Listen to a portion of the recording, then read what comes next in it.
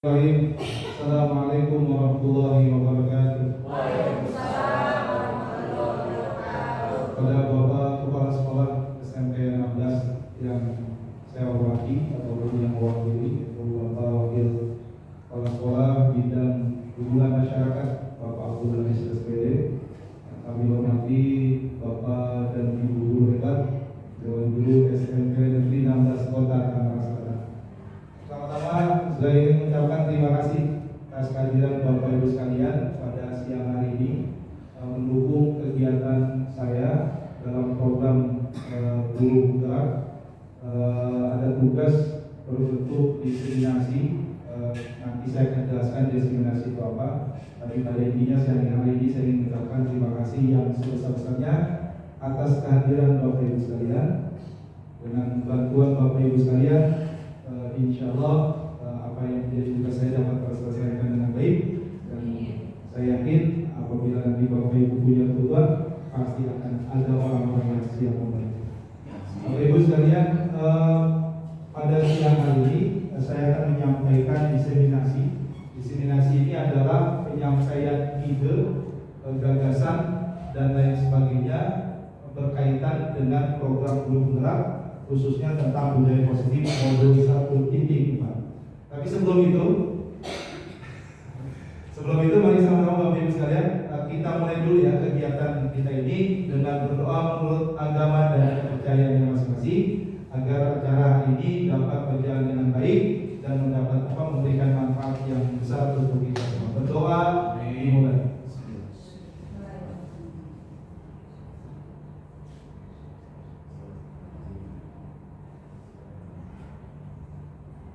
Berdoa selesai.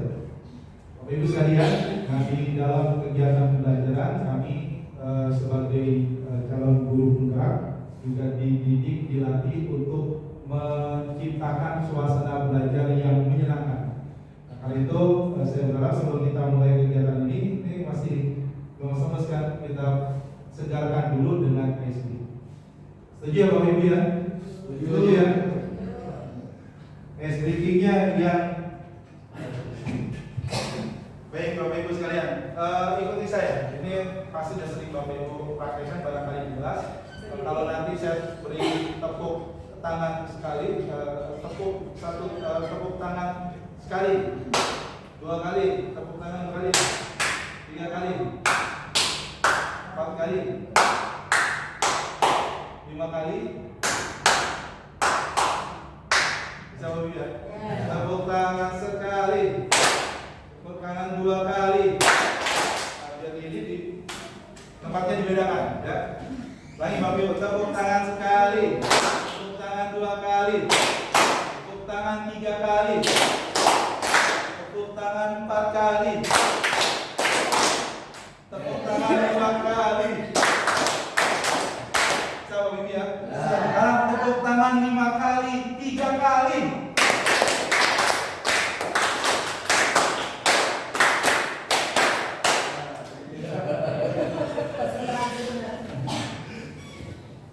Itu Bapak Ibu, jadi mulai sekarang salah satu budaya positif dalam kegiatan pembelajaran adalah selalu memulai kegiatan dengan ice breaking. Ya, silakan dicari. Baik Bapak Ibu sekalian, perkenalkan saya adalah Adi Pranabadi. Barangkali belum ada yang kenal. Saya adalah calon guru penggerak angkatan ke-8. Selanjutnya Pak. Nah ini tadi diseminasi adalah usaha untuk menyebarkan pemahaman dan penerapan pengalaman tentang budaya positif di sekolah. Nah, apa yang dimaksud dengan budaya positif? Yaitu yang dimaksud dengan budaya positif adalah suatu kebiasaan yang bernilai positif, yang di dalamnya mengandung sejumlah kegiatan yang mampu menumbuhkan karakter diri. Nah, budaya positif juga merupakan perwujudan dari nilai-nilai atau keyakinan universal yang diterapkan di sekolah. Jadi sekolah yang memiliki budaya positif, ya biasanya dia di dalam kegiatan kesehariannya ada pembiasan-pembiasan yang nilainya positif. Salah satu bentuk budaya positif yang sudah barangkali tertanam di sekolah kita adalah 5S itu Pak. Sapa, senyum, salam, sopan, dan santun. Nah 5S ini adalah nilai positif yang ada di sekolah, dan ketika dilakukan secara terus-menerus maka itu disebut sebagai budaya positif. Nah, Bapak Ibu sekalian, mungkin pernah saya bercerita salah satu keunggulan sekolah-sekolah di Indonesia bukanlah dari jumlah murid dalam per kelas yang mungkin dianggap tidak banyak. Karena saya pernah berkomunikasi dengan salah satu guru dari Belanda, dia menyampaikan sekolah di Belanda jumlah siswanya sekelas itu hanya 9 orang dan fasilitasnya penuh. Padahal waktu itu saya menceritakan saya di kelas itu hanya 15 orang, satu guru 15 orang waktu di sekolah. Nah ternyata di Belanda lebih sedikit lagi 9 orang dengan fasilitas yang lengkap. Tetapi ada satu hal yang membuat dia merasa kagum dengan pendidikan Indonesia, yaitu adalah 5S-nya. Siswanya mau mencium tangan atau bersalaman dengan gurunya, karena di Belanda hal itu sudah tidak ada atau tidak mungkin terjadi. Baik Bapak Ibu, kita lanjutkan. Nah, tentang budaya positif. Jadi konsep inti dari budaya positif adalah bagaimana perubahan paradigma belajar kita, lalu kemudian disiplin positif, nilai-nilai kebajikan, kebutuhan dasar manusia, motivasi perilaku manusia, posisi kontrol guru, keyakinan kelas, dan segitiga restitusi. Nanti saya jelasin semua ya Bapak Ibu ya. Baik, dan ini sifatnya diskusi saja. Nanti kalau ada yang mau berpendapat atau bertanya, berkomentar, saya persilahkan. Baik, yang pertama adalah perubahan paradigma belajar. Bapak Ibu sekalian, pembelajaran dengan paradigma baru merupakan pembelajaran yang dirancang berdasarkan prinsip pembelajaran berdiferensiasi. Tentu Bapak Ibu sudah sangat memahami tentang prinsip pembelajaran berdiferensiasi, di mana siswa kita dalam satu kelas saat ini ya memiliki karakter dan kemampuan belajar yang berbeda-beda. Maka dalam pembelajaran yang dirancangkan pada saat ini harusnya adalah pembelajaran yang berdiferensiasi. Kita sebagai guru harus mampu menganalisis karakter setiap murid sesuai dengan kemampuannya masing-masing, sehingga nanti ketika kita melaksanakan kegiatan belajar kita menggunakan model, metode dan strategi yang berbeda berdasarkan karakter muridnya masing-masing. Bapak Ibu sekalian, nah tujuannya apa? Sehingga peserta didik belajar sesuai dengan kebutuhannya. Ada anak yang visualitas misalnya, belajar dia mampu memahami apa yang guru sampaikan karena dia melihat. Maka anak yang seperti ini biasanya kita didik dengan menggunakan sekarang video-video dari YouTube. Dia kalau kita ngomong seperti ini Bang, anak-anak yang punya karakter seperti visual itu, dia tidak akan mampu memahami dengan baik apa yang kita sampaikan. Tapi kalau disetelin video atau film, dia akan langsung cepat memahami. Ada juga anak-anak yang cukup dengan mendengarkan ceramah kita, penjelasan kita, dia langsung paham. Ya, audio gitu ya. Ada juga anak-anak yang harus mempraktekkan apa yang disampaikan baru kemudian dia paham. Tapi ini nanti akan kita bahas. Nah, tujuannya adalah agar dapat mewujudkan profil pelajar Pancasila. Apa itu profil pelajar Pancasila? Yaitu siswa yang memiliki karakter beriman dan bertakwa kepada Allah Subhanahu wa taala, mandiri, terus kemudian bernalar kritis, dan kemudian kreatif, bergotong royong dan berkebinekaan global. Nah ini ya, jadi strategi disiplin yang diterapkan dalam sekolah juga perlu diperbaiki Bapak Ibu. Ternyata biasanya disiplin ini kan dikaitkan dengan kontrol. Nah dalam hal ini kontrol guru dalam menghadapi murid ya, Dr. William Glasser dalam kontrol tadi kemudian meluruskan beberapa miskonsepsi tentang kontrol. Jadi cara kita mengatur anak-anak menurut Dr. William Glasser ini ternyata ada kesalahan. Nah selanjutnya Pak, nah ini ada kesalahan atau miskonsepsi tentang teori kontrol kita selama ini. Bapak Ibu, kita menganggap selama ini ya ilusi ini adalah satu kesalahan atau miskontrol tentang guru mengontrol murid. Seolah-olah ketika kita mampu mengontrol murid, maka di saat itu murid akan mengikuti semua pikiran kita. Jadi kita atur, kamu harus seperti ini, kamu harus seperti itu, kamu seperti itu. Kita menganggap ketika murid melakukan yang kita inginkan, maka pendidikan yang kita sampaikan adalah pendidikan yang sudah berhasil. Padahal faktanya Bapak Ibu sekalian, apa yang mereka lakukan, ya ini hanyalah sebuah ilusi. Yang kita lakukan adalah sebuah ilusi. Karena sebetulnya mereka melakukan apa yang kita inginkan pada dasarnya bisa jadi karena hanya ada kita ketika kita suruh. Tetapi di belakang kita mereka tidak melakukan kebaikan-kebaikan yang kita inginkan. Yang kedua adalah ilusi semua kekuatan positif, efektif dan bermanfaat. Ini juga sebuah ilusi Bapak sekalian. Jadi ketika kita kemudian menyampaikan pujian kepada anak-anak kita, oh kamu tuh hebat, kamu ini. Kemudian kita berikan reward juga, hadiah dan sebagainya. Kita menganggap bahwa hal tersebut dapat memberikan penguatan positif yang efektif. Kalau anak dikasih hadiah, anak dikasih reward, penghargaan, pujian, terus lalu kemudian dia akan berbuat baik. Kita menganggap itu adalah sebuah keberhasilan, padahal itu adalah sebuah ilusi Bapak Ibu, kebohongan. Menurut William Kesselring, dia bahwa sebetulnya bisa jadi kenapa? Karena ketika penghargaan dan reward itu kita cabut, kita tidak berikan, ujiannya kita tidak berikan, maka si anak akan kembali melakukan perbuatan-perbuatan yang kemudian tidak baik seperti sebelumnya. Ya. Yang ketiga adalah ilusi kritik dan membuat rasa bersalah adalah menguatkan karakter. Ada juga guru-guru yang kayak gitu Bapak Ibu sekalian. Selama ini mungkin di antara kita lihat seperti itu, yang kemudian selalu memposisikan posisi murid sebagai orang salah.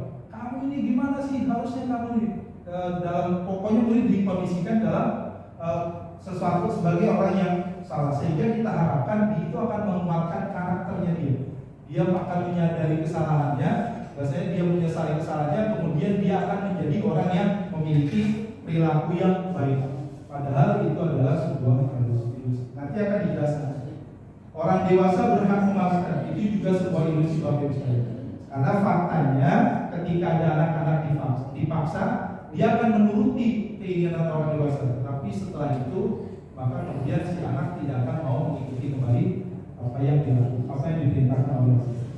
Artinya kebaikan-kebaikan yang dilakukan oleh si anak cenderung karena ada faktor eksternal, ada motivasi eksternal dari luar dirinya, sehingga seringkali perilaku baik yang dilakukan bukan atas kesadaran secara pribadi. Itu ya Bapak Ibu ya.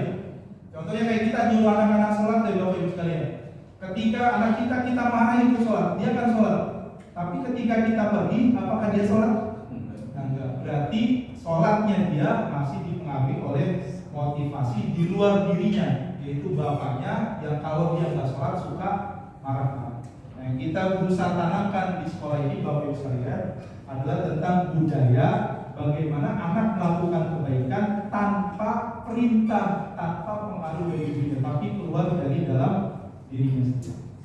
Nah, lalu bagaimana mengubah paradigma dari stimulus respon ke teori kontrol? Nah, Bapak Ibu sekalian, ini tentang stimulus respon kemudian kita ubah menjadi teori kontrol. Yang pertama, kebutuhan kita sama, realitas kebutuhan kita sama. Menurut stimulus kontrol, respon seperti itu. Padahal faktanya kebutuhan kita berbeda. Kebutuhan saya dan kebutuhan Bapak Ibu pasti berbeda. Tapi selama ini kita selalu menganggap di kelas kebutuhan kita adalah sama. Kebutuhan kalian anak-anak adalah. Yang kedua, semua orang melihat hal yang sama. Padahal setiap orang memiliki gambaran yang berbeda. Bapak Ibu ketika dikasih gambar, misalnya satu gambar tertentu, pasti kan memiliki sudut pandang masing-masing yang berbeda. Yang ketiga, kita mencoba mengubah orang agar berpandangan sama dengan kita. Bisa nggak Bapak Ibu? Menurut stimulus respon seperti itu. Tetapi menurut teori kontrol, kita berusaha memahami pandangan orang lain tentang dunia. Ya. Yang keempat, perilaku buruk dilihat sebagai suatu kesalahan. Seringkali kita melihat seperti itu Bapak Ibu ya. Ketika ada anak-anak bermasalah, melakukan kesalahan, maka atau sesuatu yang buruk, pasti itu adalah sebuah kesalahan. Padahal semua perilaku memiliki tujuan. Bisa jadi perilaku buruk yang dilakukan oleh anak-anak tujuannya adalah untuk melindungi dirinya atau lain sebagainya. Orang lain bisa mengontrol saya menurut stimulus respon, padahal hanya Anda yang bisa mengontrol diri Anda sendiri. Jadi anak sebagaimanapun kita aturnya, kalau dirinya menolak, pada akhirnya dia akan menolak. Atau ya Bapak Ibu ya sekalian? Atau? Nanti kita mencoba salah satu untuk isi ice breaking-nya ya. Semangat Bapak Ibu ya. Yang keempat, saya bisa yang selanjutnya pemaksaan pada saat rujukan gagal. Yang padahal kolaborasi dan konsekuensi konsensus menciptakan pilihan-pilihan baru. Baik Bapak Ibu, ini adalah paradigma dari stimulus respon terhadap teori tersebut. Barangkali ada yang ingin menyampaikan sesuatu Bapak Ibu sekalian tentang sampai di sini. Mas Nasr.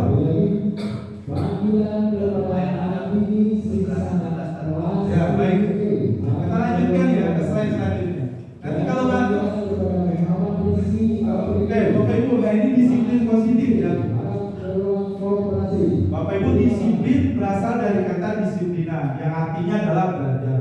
Nah, disiplin ini mengacu pada disiplin diri yang memiliki tanggung jawab terhadap apa yang dilakukannya berdasarkan nilai-nilai yang diyakini. Nah, sedangkan yang dimaksud dengan disiplin positif adalah salah satu cara penerapan disiplin yang bertujuan untuk menumbuhkan kesadaran serta memperdayakan strategi tanpa imbalan penghargaan atau ribut, ancaman atau hukuman. Jadi ada disiplin yang positif Bapak Ibu. Kalau disiplin adalah bagaimana ia memiliki tanggung jawab terhadap dilakukannya berdasarkan nilai-nilai diyakini, itu juga bagus sebenarnya. Tapi kalau disiplin positif, bagaimana kita berusaha menegakkan atau menerapkan disiplin dengan memberdayakan peserta didik tanpa penghargaan, gak ada reward, gak ada ancaman dan tidak ada hukuman. Bayang nggak, anak-anak semua melakukannya di sekolah kita dengan kesadaran sendirinya. Dan itulah yang disebut dengan budaya positif. Nah, kira-kira di sekolah kita sudah tercipta belum budaya positif seperti itu? Ya, Bu Ustaz. Pak, pengalaman saya baru jadi wali kelas 9B. Ya. Hari Rabu saya tiket kelas. Terus saya bilang ke anak-anak, sebenarnya itu gini, menjelang anak-anak, besok kita bekerja, kamu yang tiket silahkan mengerjakan tiketnya. Bagaimana caranya biar kamu nyaman di kelas ini, jadikan ini rumahmu selama 11 bulan kemudian. Excitingnya tuh gak ada sapu, gak ada apa. Saya datang hari Kamis pagi, mereka yang nyapu dengan pelpak. Saya gak pakai hadiah apa-apa. Dan saya bahagia bahwa kelas ini ternyata dengan omongan saya gitu aja. Saya begini hanya, silakan tiket, kerjakan tugasmu sesuai dengan harinya, jadikan ini rumah keduamu selama 11 bulan. Dan itu membuat saya mungkin menurut saya ini hal sederhana disiplin positif. Tidak ada ribut, tidak ada apa. Iya. Nah itu betul Bu. Jadi hal-hal yang seperti itu yang disebut dengan sebagai disiplin positif. Kita mencapai target kelas kita agar bersih, tapi tanpa memberikan reward, ancaman ataupun kemudian hukuman. Ya, semua dilakukan anak-anak berdasarkan motivasi dari dalam dirinya sendiri. Ya, sadar. Itu yang luar biasa. Ya. Nah, sebagai pendidik tujuan kita adalah bagaimana menciptakan peserta didik yang memiliki disiplin diri sehingga mereka berperilaku mengacu kepada nilai-nilai kebaikan yang universal dan memiliki motivasi intrinsik. Nah, ini yang disebut motivasi yang muncul dari dalam dirinya sendiri, media. Sehingga dalam perubahan perilaku ke arah yang lebih baik. Tidak usah disuruh, dia melakukan itu secara kesadaran sendiri. Nah, selanjutnya Bapak Ibu sekalian, dan ini adalah nilai-nilai kebajikan yang disepakati bersama lepas dari suku bangsa, agama, bahasa maupun latar belakang. Nah, Bapak Ibu sekalian, di beberapa kelas saya sudah membuat contoh nilai kebajikan. Jadi di kelas tidak lagi menggunakan peraturan kelas. Dulu saya sempat berpikir gini, coba kita buat peraturan kelas ya, kita sepakati. Dilarang buang sampah, dilarang makan minum, dilarang ini, dilarang ini. Tapi pada satu kesempatan Pak, ada bisa dilarang mengejek temannya. Masih bias kan Bapak Ibu ya? Gimana kalau dia cuma ngatain nama bapaknya? Gimana kalau dia ngejek bahasanya dengan kesalahan-kesalahan dan pelanggaran-pelanggaran yang lain? Sehingga kalau ditulis bisa jadi peraturan kelas itu bisa jadi sampai 1000 peraturan. Nah, itu yang kemudian tidak efektif dan cenderung Bapak Ibu sekalian, kalau nulis peraturan kelas kita menggunakan kata-kata yang negatif ya, contohnya tidak boleh buang sampah sembarangan. Padahal seharusnya kita menggunakan kalimat positif, yaitu buanglah sampah pada tempatnya. Dan dilarang mencontek, misalnya kerjakanlah tugas secara mandiri, jujur. Nah, itu ya Bapak Ibu. Jadi penggunaan kata negatif dalam kesepakatan kelas pun kemudian tidak dibuat. Nah, setelah kemudian saya menemukan itu, maka baiknya di kelas Bapak Ibu sekalian cukup menuliskan nilai-nilai keyakinan kelas saja. Tadi ya, nilai keyakinan kebajikan itu atau keyakinan kelas adalah nilai yang disepakati bersama. Dia tidak berkaitan dengan suku bangsa, agama, bahasa, atau latar belakang. Contohnya misalnya nilai kebajikan ya berkaitan nih toleransi misalnya, atau rasa hormat, integritas, mandiri. Bapak Ibu cukup menyampaikan nilai keyakinan kelas itu dengan nilai-nilai poin-poin tertentu saja. Empati, nanti siswa yang menafsirkan sendiri. Jadi ketika Bapak Ibu menegur siswa, Bapak Ibu cukup menyampaikan nilai kebajikan kelas apa yang telah kamu anggap. Oh iya Pak, saya tidak, misalnya tidak disiplin dan lain sebagainya. Baik, Henry dilanjut. Nah, kebutuhan dasar manusia sekarang Bapak Ibu sekalian ya. Nah, kebutuhan dasar manusia merupakan hal yang harus terlebih dahulu terpenuhi agar manusia dapat bertahan hidup dan melanjutkan hidupnya. Ini berkaitan dengan satu teori yang disampaikan oleh seorang psikolog dan teoretikus dari Amerika yang mengatakan bahwa ketika kita mengatur seseorang, maka jangan berharap orang itu akan berubah Bapak Ibu sebelum dia terpenuhi kebutuhan dasarnya sebagai manusia. Apa saja kebutuhan dasar manusia? Di antaranya ada yang berkaitan dengan bertahan hidup misalnya, makanan, pakaian, tempat tinggal, keamanan dan kesehatan. Bapak Ibu nyuruh anak untuk rajin, kalau perutnya masih lapar, jangan berharap. Nyuruh maling untuk sadar, kalau ekonominya, pakaian, tempat tinggalnya nggak punya, jangan berharap. Pasti dia akan mencuri lagi. Maka kebutuhan dasar siswa kita dulu kita penuhi, baru kemudian kita bisa mengarahkan mereka menjadi pribadi-pribadi yang baik.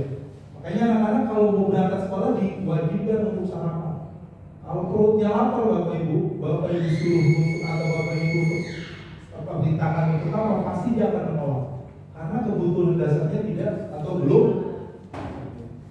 Kasih sayang dan rasa diterima. Bagaimana rasa diterima, dipedulikan, berbagi kerjasama atau menjadi bagian dalam kelompok. Apabila hal-hal ini belum terpenuhi oleh anak kita Bapak Ibu sekalian, maka budaya positif yang ingin kita terapkan pasti akan tidak kita. Kemudian penguasaan harga diri, ya, keinginan untuk dianggap, memimpin, berprestasi, diakui dan didengar. Nah, ini juga berkaitan dengan kebutuhan dasar manusia untuk dipenuhi terlebih dahulu sebelum kemudian dia mendapatkan stimulus atau rangsangan dari luar untuk melakukan sesuatu. Kira-kira sampai sini ada tanggapan Pak Sunarso? Ya, Pak Edi gimana Pak Edi? Silakan Pak. Menurut saya itu sangat benar. Kebutuhan dasar manusia, kalau dulu namanya kebutuhan sandang, pangan, dan papan. Sandang pakaian, pangan makanan, papan itu tempat tinggal. Serta dibedakan menjadi 3, yaitu kebutuhan primer, yaitu kebutuhan yang harus dipenuhi, kebutuhan sekunder, yaitu kebutuhan yang tidak harus dipenuhi, sedangkan ketiga yaitu kebutuhan tersier, kebutuhan barang mewah. Nah, itu aja Pak. Baik, terima kasih Pak Edi. Tepuk tangan untuk Pak Edi ya. Salam semua. Baik Bapak Ibu. Nah, Pak Edi tetapi tadi juga bisa ditambahkan barangkali yang Pak Edi sampaikan ada sebetulnya baru memenuhi satu aspek kebutuhan manusia, yaitu kebutuhan bertahan hidup ya. Tetapi ada kebutuhan yang sifatnya lebih psikologis. Bagaimana dia kemudian ada perasaan ingin diterima. Ketika ada anak termarginalkan di dalam kelas, dia disingkirkan dari kelompok komunitas kelasnya, maka anak itu kita arahkan untuk dalam bentuk kebaikan apapun, bisa jadi dia akan menolak Bapak Ibu sekalian. Karena dia kebutuhan dasarnya untuk diterima tidak terpenuhi. Maka ketika ada anak bermasalah di dalam kelas, jangan kemudian kita perintahkan dia untuk baik terlebih dahulu Bapak Ibu. Tapi bagaimana kita penuhi dulu kebutuhan dasarnya, baru kemudian kita arahkan dia menjadi manusia yang baik atau memiliki budaya positif. Itu apa yang dia? Baik, selanjutnya ini adalah motivasi perilaku manusia. Nah, Bapak Ibu sekalian, nah ini motivasi perilaku manusia ada dua, ada motivasi ekstrinsik, motivasi dari luar diri kita, ada motivasi intrinsik, motivasi yang datang dari dalam diri kita. Nah, yang pertama adalah untuk menghindari ketidaknyamanan atau hukuman. Ada anak berbuat baik, biasanya kalau tujuannya biar gak dihukum, ada kayak gitu Bapak Ibu ya. Dia gunting rambut di Paris, ya. Dia gunting rambutnya, tujuannya bukan karena dia ingin rapi, tapi biar dia kalau datang ke sekolah ketemu Paris dia gak dirazia. Ada anak masukin bajunya bukan karena dia ingin rapi, tetapi karena dia takut kena dipanggil BP dan sebagainya. Maka menghindari ketidaknyamanan dalam hukuman, dia melakukan budaya positif Bapak Ibu, tetapi karena alasannya adalah karena tidak nyaman atau karena khawatir mendapat hukuman. Ini pengaruh apa faktornya adalah ekstrinsi. Untuk mendapatkan imbalan penghargaan dari orang lain, Bapak Ibu menyampaikan reward. Siapa yang nanti juara dapat nilai 10 ya atau 100 dalam ulangan matematik, saya akan kasih hadiah iPhone terbaru. Misalnya ya, gambarnya itu akan dikasih hadiah reward misalnya. Anak-anak tersebut termotivasi Bapak untuk berlomba-lomba belajar mati-matian untuk dapat nilai yang terbaik. Ya, karena imbalan. Nah, kalau nggak ada imbalan, apakah dia akan melakukan itu? Nah, yang kita harapkan adalah motivasi itu justru timbulnya secara intrinsik dari dalam dirinya ya, Bu Maria, untuk menjadi orang yang mereka inginkan dan menghargai diri sendiri dengan nilai-nilai yang mereka percayai. Nanti nggak ada nilainya nanti. Kenapa? Nggak ada nilai apa? Nggak ada. Oh bukan. Jadi mereka melakukan kebaikan itu berdasarkan nilai-nilai kebajikan yang mereka yakini. Contohnya disiplin. Dia meyakini nilai disiplin itu adalah sebuah kebaikan. Maka dia menyadari. Sehingga anak seperti itu Bapak Ibu tanpa ada ancaman, walaupun ada ancaman segala macam, ya, tanpa ada ancaman misalnya, atau tidak ada reward sekalipun, dimanapun dia berada, dia akan menunjukkan budaya positif. Anak-anak yang rajin sholatnya misalnya karena faktor intrinsik, karena memang panggilan dari hatinya, nggak usah disuruh sebetulnya, dengar azan aja langsung jalan. Tetapi kalau anak-anak yang masih menggunakan motivasi ekstrinsik, dia nunggu dimarahin ibunya dulu. Andi bangun, sholat. Bangun. Dia baru pergi. Dimarahin baru sholat. Dia dikelilingi kelas baru sholat. Atau diberikan reward baru dia sholat. Tapi ketika itu semua dicabut, ancamannya dicabut, kemudian penghargaannya dicabut, yang gak ada hubungan misalnya anak tersebut mau sholat nggak benar? Tidak. Ya. Baik. Bumar nanti kasih ini ya Bumar ya, kasih masuk ya. Nah ini Bapak Ibu, jenis hukuman ya, hukuman tidak terencana atau tiba-tiba. Jadi murid tidak tahu apa yang akan terjadi jika tidak dilibatkan. Bersifat satu arah ini kalau kita menggunakan penegakan peraturan melalui cara dengan beri hukuman. Kadang nggak rencana tiba-tiba atau dilakukan secara tiba-tiba. Jadi gitu ya Paris ya. Lihat ada anak, misalnya tali sepatunya kebuka, paling enak dia apa itu? Kekerasan. Atau kita ngomongin, kamu ini gimana sih? Anak sadar nggak bu kira-kira anak setelah itu? Kita main sadar nggak? Pusing nggak kepala kita? Pusing kan? Iya, anak cuek karena memang dia termotivasi. Kalaupun baik, dia termotivasi karena dimarahin kita. Kepala darah kita naik ke kepala kan, pusing, darah tinggi, anak belum tentu berubah menjadi. Akhirnya anak sekolah. Ya, sekolah tahu. Murid tidak tahu apa-apa yang terjadi, ya, tidak dilibatkan dan kita marah-marah karena apa? Kadang murid juga tidak tahu kesalahan apa yang harus dilakukan. Ya, sifatnya adalah satu arah dari guru aja, seolah-olah guru adalah sebagai figur kebenaran. Nah, padahal kita juga sebagai manusia banyak salahnya ya kayak. Nah, berupa hukuman fisik dan psikis. Kasih hukuman fisik, ya, gunting rambutnya misalnya Pak, atau kemudian suruh lari dari lapangan, push up dan lain sebagainya, atau psikis nggak dihukum sih secara fisik, tapi dimarah-marahin di depan umum. Itu juga adalah niat kalau kita mengambil dalam bentuk hukum. Ada konsekuensi ini. rencana disepakati sesuai peraturan. Murid tetap dibuat tidak nyaman tapi Bapak Ibu. Sikap guru selalu memonitor murid. Nah ini juga bentuk orang yang mengambil atau cara untuk menyelesaikan permasalahan dengan konsekuensi. Nah yang kemudian disampaikan oleh pelatih-pelatih kami adalah dengan cara menggunakan restitusi. Apa itu restitusi Bapak Ibu? Proses menciptakan kondisi bagi murid untuk memperbaiki kesalahan. Dan proses kolaborasi yang mengajarkan murid untuk mencari solusi sendiri dari permasalahan. Kalian ya nanti di belakang akan saya jelaskan.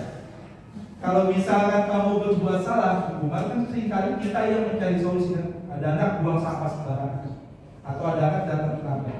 Seringkali yang Bumat lakukan apa misalnya? Bumat piket, ada anak yang datang terlambat. Bumat ngapain?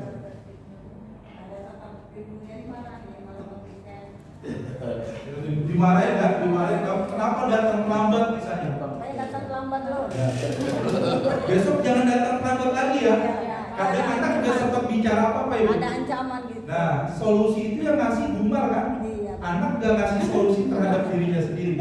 Padahal yang seharusnya Besok begitu lagi. yang bakal lakukan ibu tanya, kamu ngaku salah nggak? Iya. Kira-kira untuk memperbaiki kesalahan kamu apa yang akan kamu lakukan?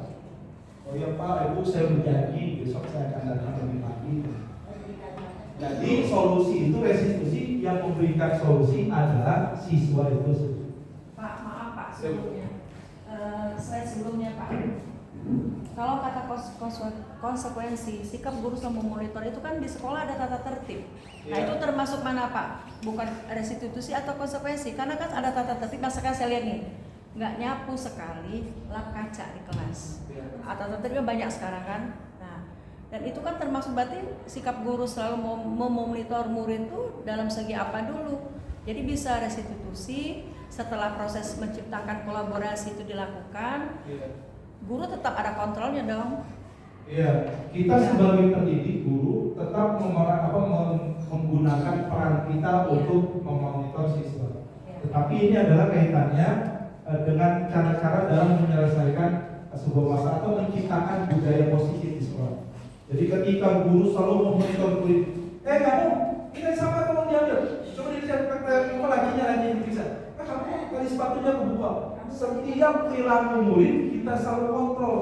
Kitanya capek, darah naik ke kepala, anak belum tentu berubah. Maka itu adalah konsekuensi. Yang perlu Bapak lakukan, mindset yang kita ubah adalah restitusi. Bagaimana kita menanamkan kesadaran itu muncul dari diri siswa. Sehingga siswa kalau melihat sampah, dia tidak perlu menunggu perintah gurunya. Dia akan langsung mengambil sampah itu dan membuangnya di tempat. Tapi sulit kalau dalam kelas nanti kita harus buat perjanjian dengan anak. Nah, itu disebut dengan nilai Ya, kebaikan. contoh waktu itu Bu Indah sudah yang melakukan gini. Setiap pertama kita masuk dalam kelas itu kita buat dulu apa peraturan yang membuat tidak nyaman ya Bu. Ya. Kesepakatan bersama Nah, dulu. ini diubah menjadi nilai kebaikan. Nanti ada di belakang. Nyambung saya. Terima kasih. Nyambung ya Bu ya? Nyambung. Alhamdulillah. 15 menit lagi. Lanjut Bapak Ibu. Nah ini 5 posisi kontrol guru. Yang pertama pengarah nih. Kita evaluasi diri. Ya. Pengarah nih. Bawahnya ada bawa rotan nih.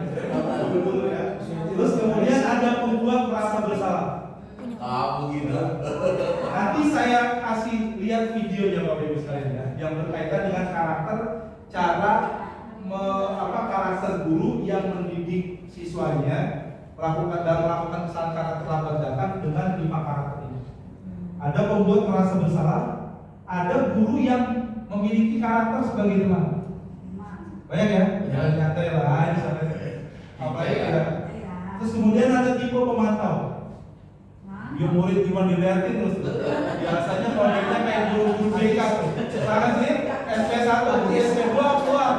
Pokoknya nggak mau tahu alasannya apa gitu. Itu biasanya pemantau itu Bapak Ibu. Dede ini, udah enggak. Tapi Bapak Ibu sekalian, karakter 5 ini pasti pernah kita coba semuanya. Marah-marah saya pernah coba. Capek juga kita. Tadi yang saya bilang, benarnya belum tentu, kepala kita pusing dari. Nah, ternyata dari 5 jenis kontrol ini, ya kontrol dulu ternyata yang disarankan, yang ditawarkan adalah kita menjadi seorang manajer bagi murid-murid. Beri sifat sabar kali ya. Nanti, sabar. Kayak contoh penerapan buat 5 posisi kontrol dulu. Nah, pertama adalah penghukum atau ya tipe penghukum atau pemarah tadi. Ya caranya gimana? Siswa tidak pakai atribut lengkap satu upacara bendera. Si pemarah gimana biasanya? Disuruh hormat kepada bendera. Kamu upacara udah lengkap, zing dapat hormat 1 jam. Tiangnya lepas, dia aja masih segar. Menghukum nih pemarah kayak gitu, wah dia marah-marah. Ada lagi membuat merasa bersalah. Ya dia akan ngomong kayak gini anaknya. Berapa kali sih nak, ibu harus beritahu kamu selalu saja mengecewakan bapak. Jadi dia ngomongnya baik, tuh nggak marah. Cuma diposisikan si anak terdrop secara mental. Gimana sih nak? Kecewa banget deh sama kamu.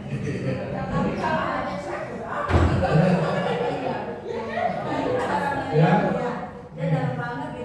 Tapi nggak bisa bu.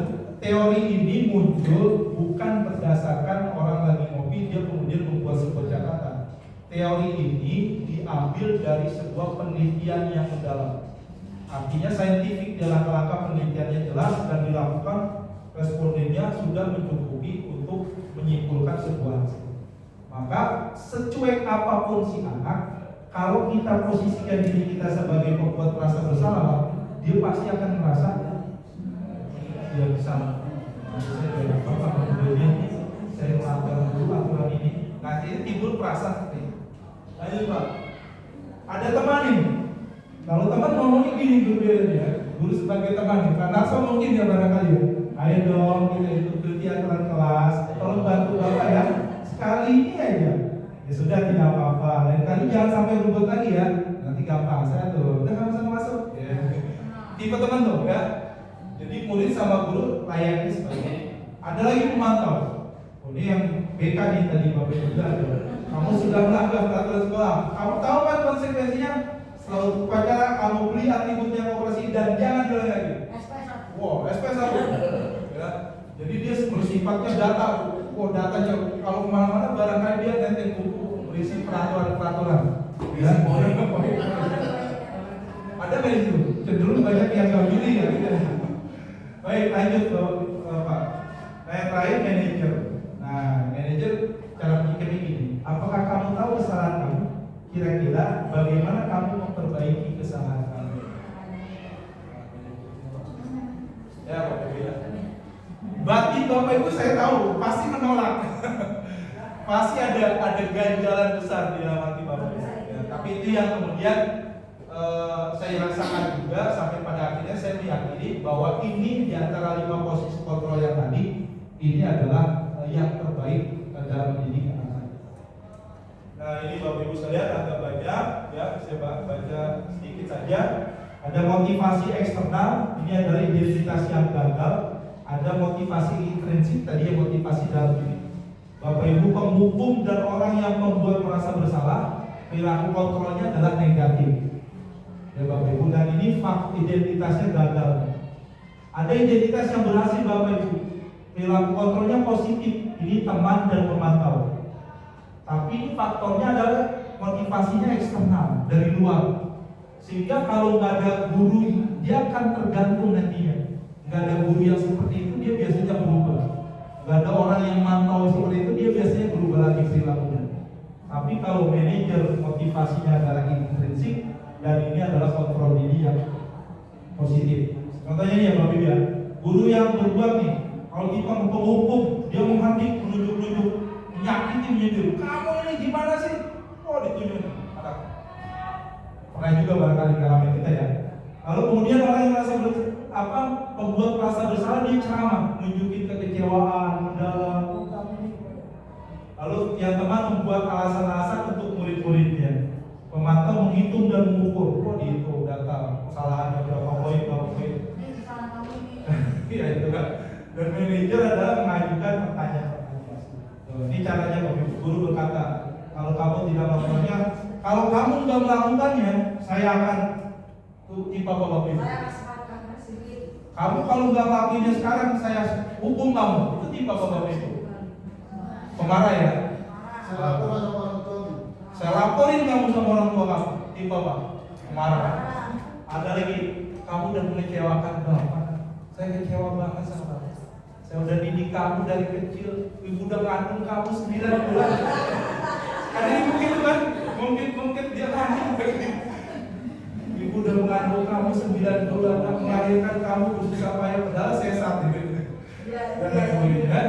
Itu adalah pembahasan. Sehingga anak kerasan banget. Dan lain sebagainya. Bapak Ibu ya, lakukan untuk Bapak Ibu. Ya, sudah nanti Bapak Ibu bantu bereskan. Udah, oke sama-sama masuk. Nanti Bapak Ibu yang beresin. Titip ke temannya. Nah ini yang tipe pemantau. Baik, lanjutkan saja.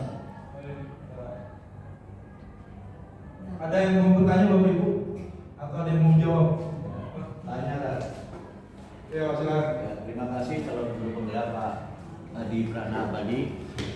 Tadi saya sudah menyimak berbagai macam hal uraian yang berkaitan dengan apa tadi, positif ya Pak ya. Berbuat positif, Budaya positif. budaya positif. Tapi saya tadi juga masih bingung untuk menerapkan supaya orang itu menjadi sadar dengan sendirinya, berarti kan perlu langkah-langkah. Betul. Kemudian kita ini berada di sebuah lembaga pendidikan atau komunitas pendidikan. Nah, langkah-langkah apa yang mungkin bisa membuat anak didik kita atau komunitas kita itu termasuk stakeholdernya itu mampu berbuat positif dengan tingkat kesadaran yang muncul dari dirinya sendiri.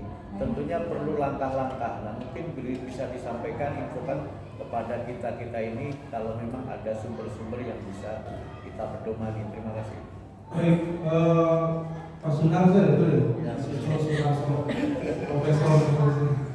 Pak Sunarso, pertanyaan yang sangat luar biasa. Beri tepuk tangan. Kalau beliau sudah bertanya, kemudian saya solusikan beri tepuk tangan, itu pemberian reward atau bukan? Penghargaan bukan? Apresiasi kan? Kalau yang bahaya adalah ketika menjanjikannya di awal. Kalau saya bertanya nanti saya beri tepuk tangan loh. Berapa? Itu yang nggak boleh ya? Oh nggak dikasih? Oh maaf tadi Pak ya. Baik Pak Nasir. Jadi langkah-langkah untuk menciptakan bagaimana menciptakan budaya positif tersebut. Nanti di akhir akan dijelaskan. Ada namanya presentasi bocoran adalah dengan angka segitiga restitusi. Ada 3 langkah untuk menciptakan merubah perilaku seseorang yang tadinya gagal ya atau termotivasi karena faktor ekstrinsik berubah menjadi dia berbudaya positif berdasarkan nilai dari dalam diri. Nanti di akhir dikit lagi Pak. Ya.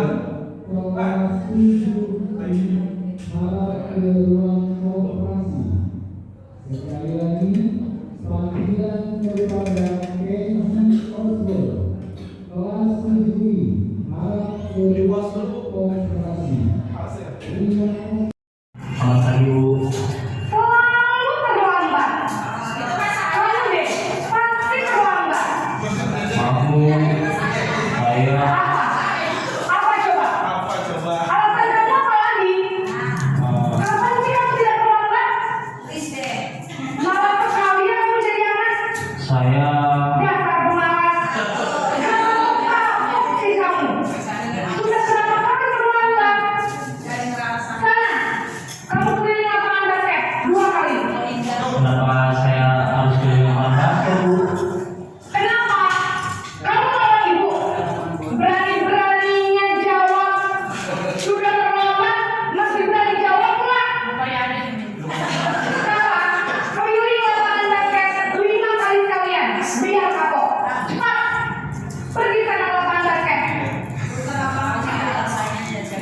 Posisi hukum biasanya berbicara dengan nada tinggi, menghardik, menunjuk-nunjuk, menyakiti, dan menyindir. Hukuman bisa berupa fisik maupun psikis. Ibu dan bapak guru hebat. Dampak yang terjadi pada murid ketika guru berada pada posisi penghukum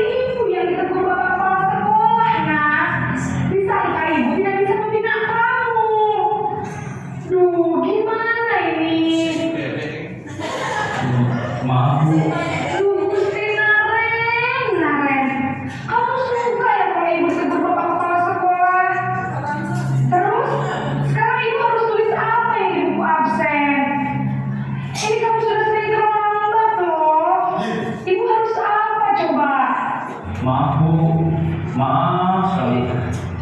Ya sudah, lain kali jangan bikin ibu susah lagi ya nak ya. Ibu tidak akan kuat lagi kalau kamu begini terus. Bisa jantungan kalau ibu ditegur bapak kepala sekolah. Sana cepat ke kelas. Maaf ya Bu, maaf sekali. Posisi pembuat rasa bersalah berbicara dengan nada tenang, cenderung lembut, namun kata-kata yang diutarakan membuat murid merasa menjadi orang yang gagal, memandang buruk dirinya sendiri, merasa tidak berharga, dan tidak sanggup membahagiakan orang lain. Ketika guru mengambil posisi pembuat rasa bersalah, murid akan menganggap dirinya yang bersalah dan ia akan menyimpan emosi negatif tersebut di dalam dirinya. Posisi teman.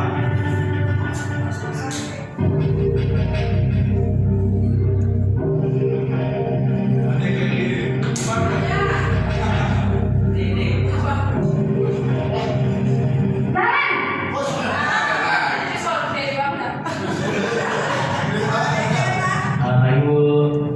Wah, sudah jam berapa ini nak? Terlambat lagi ya sayang. Iya Bu, habis ibu saya lupa bangunkan saya Bu. Kamu malah menyalahkan ibu kamu. Kamu bukannya akan lari yang paling kencang. Kok terlambat sih? Iya Bu, saya memang lambat bangun tadi. Jadi biarpun saya kencang, tetap gak kesenjak Bu. Ya sudah sana. Nanti lain kali larinya lebih kencang lagi ya. Biar gak terlambat lagi. Bikin senang ibu. Demi ibu. Bisa kan? Bisa lah Bu. Ya sudah sana masuk kelas. Ibu beresin urusan absen kamu. Kamu ini ada-ada saja. Dalam posisi teman, guru berbicara dengan nada suara ramah, akrab, cenderung bersenda gurau untuk menjaga suasana tetap santai. Murid akan merasa senang, aman, dan akrab dengan guru. Identitas yang tercipta adalah identitas sukses atau berhasil. Namun, perlu diingat, karena ini masih dorongan eksternal, maka ada faktor ketergantungan dari murid kepada orang tertentu. Di sini guru aksennya, sehingga di lain waktu murid bisa berperilaku baik, namun hanya kepada orang-orang tertentu saja.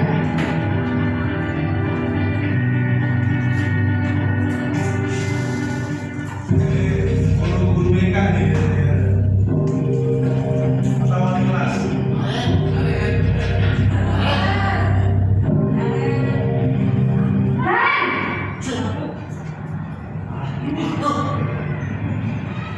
Selamat pagi Bu.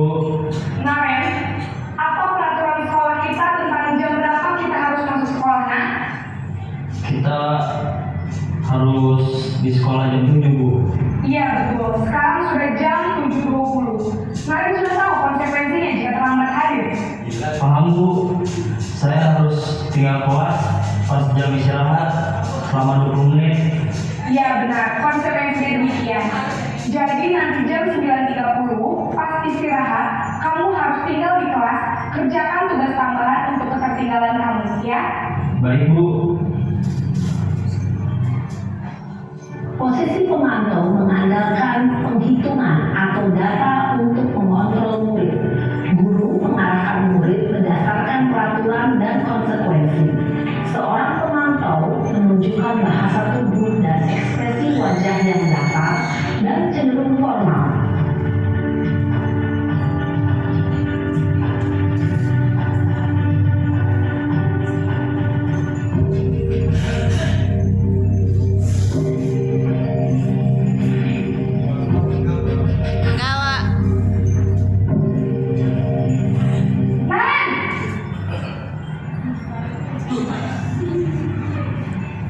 Selamat pagi Bu. Selamat pagi, Naren. Maaf Bu, saya terlambat. Iya, sekolah masuknya jam 7, sekarang sudah jam 7.20. Jadi sekarang bagaimana ini, Naren? Maaf Bu, saya lupa soal saya semalam. Baiklah, menurut kamu, keyakinan sekolah yang mana yang perlu kamu dan orang lain mungkin ya Bu. Setuju. Jadi, apakah Naren meyakini prinsip saling menghormati tersebut? Iya Bu, saya meyakininya. Apakah Naren bersedia memperbaiki masalah keterlambatan ini? Bersedia Bu. Bagaimana kamu akan memperbaiki masalah keterlambatan ini? Saya akan coba untuk tidak lupa menyetel alarm saya Bu. Baik, kalau Naren lupa menyetel alarm di rumah, ada orang yang kira-kira bisa bantu mengingatkan tidak? Ada Bu, karena saya Kak Emma. Ada lagi selain Kak Emma? Selain Kak Emma, ada ibu saya. Baik, jadi yang mengingatkan Naren adalah Kak Emma dan ibu kamu ya? Kira-kira akan mulai setel alarm kapan Naren? Setelah pulang sekolah, akan segera saya lakukan. Baik, jadi Naren akan setel alarm untuk bangun besok pagi dan akan diingatkan oleh kakak dan ibunda Naren ya. Ada lagi yang mungkin perlu dilakukan Naren agar tidak terlambat bangun lagi. Tidak ada Bu. Baik Naren, terima kasih untuk kerjasama kamu. Sekarang kamu perlu kembali ke kelas untuk belajar. Baik Bu, terima kasih. Posisi manajer adalah posisi kontrol yang disarankan untuk membimbing murid memiliki sikap disiplin yang positif, yaitu murid yang mandiri, bertanggung jawab, dan dapat memecahkan masalah. Tujuan dari posisi ini adalah agar murid dapat berefleksi atas tindakannya. Guru akan dengan tulus memberikan pertanyaan-pertanyaan bermakna, sehingga membuat murid dapat belajar dari kesalahannya dan mencari sebuah solusi untuk menyelesaikannya. Ibu dan Bapak guru hebat, setelah mengamati adegan kelima posisi kontrol tadi, kira-kira posisi mana yang paling ideal? Posisi mana yang dapat menunjang motivasi intensif murid? Ya, Bapak Ibu, saya lanjutkan pertanyaannya. Jadi setelah melihat dari 5 posisi tadi, kira-kira 5 posisi kontrol mana yang Bapak Ibu pilih? Secara teori, saya lagi jawab ya. Ya baik, silakan. Secara teori yang kelima, tapi kebanyakan itu teori. Ya. Prakteknya yang masih berat di lapangan. Tuh. Nah, itu saja. Ada tanggapan nggak kira-kira Bu? Apa ada punya pilihan yang lain? Akhirnya saya tetap bertahan sebagai keeper kontrol pemantau. Baik, saya jawab dulu atau saya komentari Pak Hasso. Betul. Jadi memang secara teoritis manajerial ini adalah tipe kontrol yang disarankan bagi kita sebagai seorang pendidik untuk mengambil langkah itu. Menurut saya, tipe kontrol ini dari 5 tipe kontrol yang ada adalah tipe kontrol yang terbaik karena tadi memancing siswa untuk memiliki motivasi secara internal. Memang secara teoritis itu dianggap hanya teoritis, tapi menurut saya juga apabila ini kita laksanakan Bapak Ibu sekalian, bisa saja nanti akan muncul motivasi secara intrinsik dari dalam diri siswa sehingga dia mampu merubah perilakunya sendiri dengan inisiatif yang keluar dari dalam diri. Ya.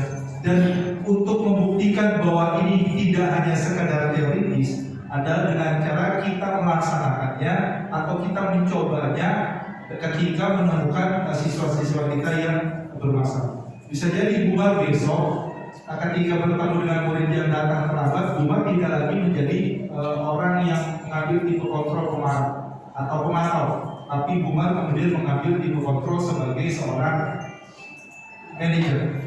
Baik, dilanjutkan Pak Henry, langsung ke tiga restitusi materi. Atau itu boleh ditampilkan jadi di atas. Tampilkan. Ya. Nah, tampilkan di bawah. Nah, ini Canva ini Bapak Ibu ya. Saya belajar ke Canva. Nanti kalau tertarik kan dibuat editing video, buat foto, media belajar segala macam banyak. Ya.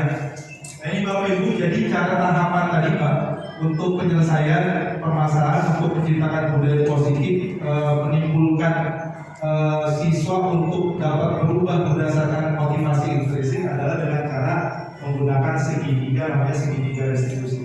Nah, segitiga restitusi ini adalah suatu proses dialog yang dijalankan oleh guru agar dapat menghasilkan murid yang mandiri dan bertanggung jawab. Tahapan segitiga restitusi ini adalah dengan cara pertama menstabilkan identitas. Jadi kalau ada murid bermasalah, jangan kita langsung fokus ke permasalahannya. Ya, tapi kita sampaikan dulu, kita demamin dulu lah bahasa. Lalu kemudian kita validasi tindakan yang salah. Kita buat dia memvalidasi, membenarkan bahwa tindakan yang dilakukan adalah tindakan yang salah. Lalu kemudian kita menanyakan keyakinannya, keyakinan kelas ya maksudnya. Kira-kira dari apa yang kamu lakukan, keyakinan kelas apa yang kemudian kamu lakukan? Misalnya disiplin Pak. Oh iya. Ini Bapak Ibu sekalian. Bagaimana cara menstabilkan identitas? Berdasarkan prinsip membuat kesalahan adalah bagian dari proses pembelajaran. Bapak Ibu bisa menyampaikan ini untuk menstabilkan identitas. Berbuat salah itu wajar ya, atau tidak ada manusia yang sempurna. Semua pasti salah. Ibu pun dulu ketika di usia kamu barangkali pernah melakukan hal yang sama ya. Jadi anak kan dia akan stabil kan jiwanya ya. Bapak Ibu juga pernah melakukan itu. Ibu bapak tidak mau mencari siapa yang salah, tapi ibu bapak ingin mencari solusi dari permasalahan. Nah, kamu berhak merasa begitu. Jadi adalah cara kita menstabilkan sisi psikologis dari anak ketika dia membuat sebuah kesalahan. Jadi jangan langsung dicecer seolah-olah hanya dia yang melakukan kesalahan itu. Padahal datang pernabasan dari zaman Ki Hajar Dewantara juga barangkali sudah ada Bapak Ibu orang-orang yang sekolah datang terlambat gitu ya. Yang kedua adalah validasi tindakan yang salah.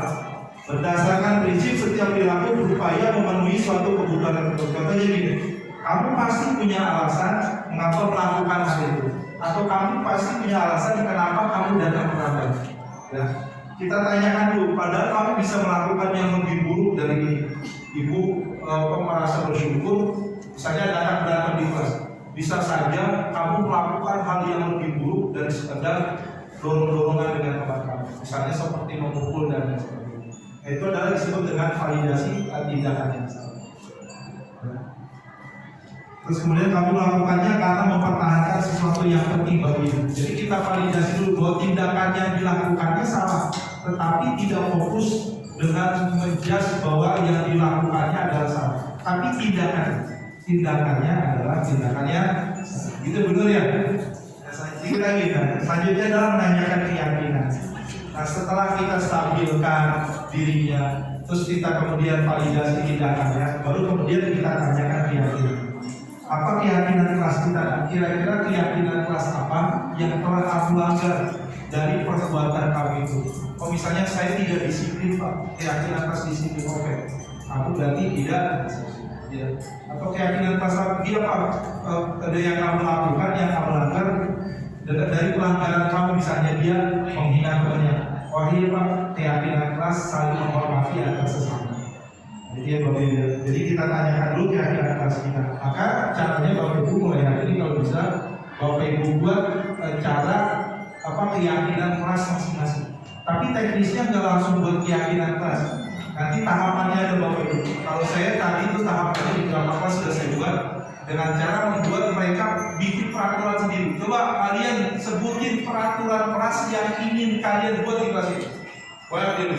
Tidak buang sama sembarangan, tidak membuli, tidak mencontek, tidak berkata kasar, pokoknya katanya negatif semua itu tidak. Terus kemudian kita ubah menjadi kalimat yang positif. Tidak membuang sampah sembarangan, negatif, buanglah sampah pada tempatnya. Kita buat positif. Setelah jadi kalimat positif, baru kemudian kita ubah menjadi nilai keyakinan kelas. Misalnya tadi buanglah sampah pada tempatnya. Kira-kira nilai keyakinan kelas apa yang kita bisa gunakan? Buanglah sampah pada tempatnya. Nilai keyakinan tidak ada panduan bukunya apa aja bisa tanggung jawab, bisa mencintai lingkungan misalnya, bisa tentang menjaga kebersihan, bisa juga dikaitkan. Jadi nanti ketika anak melanggar Bapak Ibu sekalian, kita cukup tanya kamu sudah melanggar keyakinan kelas apa di kelas? Oh iya Pak, misalnya mencintai lingkungan. Maka kalau mencintai lingkungan dijabarkan banyak ya Pak ya. Dia buang sampah permen atau permen karet di bawah meja, bisa juga dianggap melanggar keyakinan kelas mencintai lingkungan. Tapi kalau itu dituangkan dalam peraturan Pak, bisa-bisa tempo belakang peraturannya, gitu kan? Mungkin sekali. Nah nanti anak ini yang berpikir, dia mencari solusi atas masalah. Selanjutnya Pak. Terima kasih, selesai Bapak Ibu. Baik Bapak Ibu sekalian, demikianlah diseminasi dari apa yang saya sampaikan, dari apa yang saya ikuti dari program calon guru penggerak modul 1.4. Mudah-mudahan yang saya pelajari, kemudian saya sampaikan ide dan gagasan ini kepada Bapak Ibu sekalian, mudah-mudahan bisa memberikan manfaat untuk menciptakan budaya positif di sekolah kita. Barangkali tidak secara frontal, barangkali kita bisa coba secara sedikit demi sedikit. Dalam komunitas, dalam teori perubahan ini Bapak Ibu sekalian, di sekolah kita ada 70 orang. Maka saya cuma menanyakan kayak gitu, apakah mungkin bagi saya mengajak 70 orang untuk berubah? Ternyata jawabannya tidak. Dalam teori perubahan, kita hanya bisa 10% mengajak orang untuk sama-sama berubah. Yang setengahnya, yang sisanya itu 90% dibagi dua, itu mereka yang menolak, setengahnya menolak, setengahnya nambah. Kalau kita kuat, 10% kita kuat, maka kita bisa mengajak yang setengahnya untuk berubah untuk sekolah. Nah nanti yang menolak dia lama-lama akan terkikis habis, sehingga pada akhirnya dia akan menolak. Sehingga pada akhirnya dia akan mengikuti. Nah gitu Bapak Ibu sekalian ya.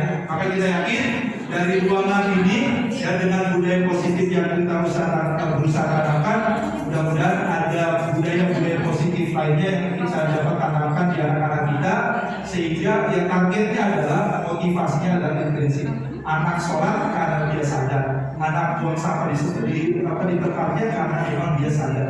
Kesadaran itu yang kita sadar dengan dirinya sendiri, yang benar bisa bermanfaat seperti yang saya sampaikan.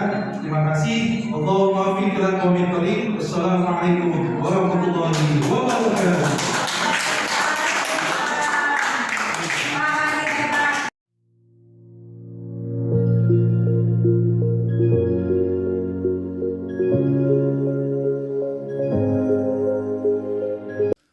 Assalamualaikum warahmatullahi wabarakatuh.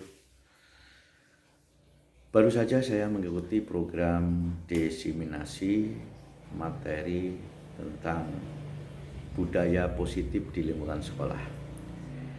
Pematerinya Bapak Prana Abadi, calon guru penggerak dari SMP Negeri 16 Kota Tangerang Selatan. Pada dasarnya materi yang disampaikan adalah sangat bagus sekali, bisa dipahami oleh semua pihak, khususnya para peserta dalam diseminasi tadi. Pada materi tadi dijelaskan mengenai hal-hal yang berkaitan dengan bagaimana meningkatkan kesadaran diri di lingkungan sekolah yang meliputi kesadaran siswa khususnya dan bersama dengan guru. Sehingga kalau terjadi hal-hal yang berkaitan dengan pelanggaran-pelanggaran, bagaimana teknik-teknik penanganannya supaya lebih tepat.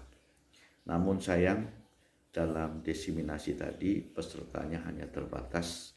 Alangkah baiknya kalau ke depan, kalau ada ilmu-ilmu yang baru yang didapat oleh rekan-rekan dari guru penggerak, paling tidak ilmunya segera ditularkan atau segera didiseminasikan kepada rekan-rekan teman sejawatnya. Itu pesan dari saya. Mudah-mudahan apa yang disampaikan tadi sangat bermanfaat dan bisa dilakukan oleh rekan-rekan guru khususnya di SMP Negeri 16. Terima kasih sekali Pak Hadi. Terima kasih, selamat. Semoga menjadi guru penggerak yang hebat, guru Indonesia yang hebat, sehingga bisa memajukan pendidikan di Indonesia. Terima kasih. Assalamualaikum warahmatullahi wabarakatuh. Assalamualaikum warahmatullahi wabarakatuh. Setelah tadi saya mengikuti program guru penggerak oleh Pak Hadi Prana Abadi MPD, itu sangat menarik dan sangat bagus sekali tentang budaya positif.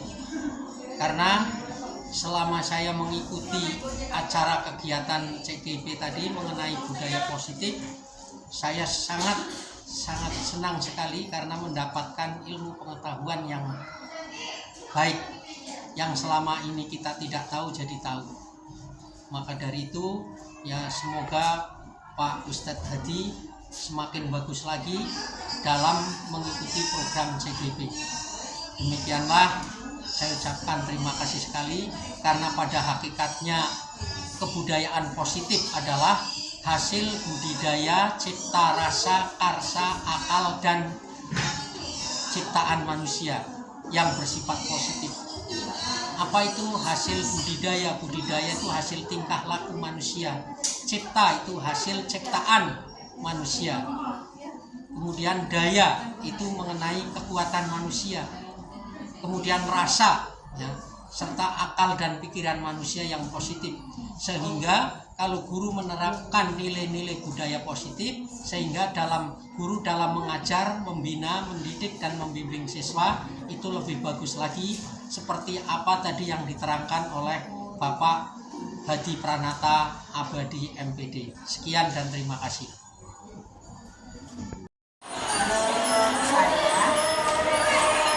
Pak Hadi itu ngajarin, kemudian cara menjelaskannya juga hebat. Semua yang dijelaskan mengena pada sasarannya. Kemudian dengan menggunakan budaya positif, dengan memberikan materi budaya positif.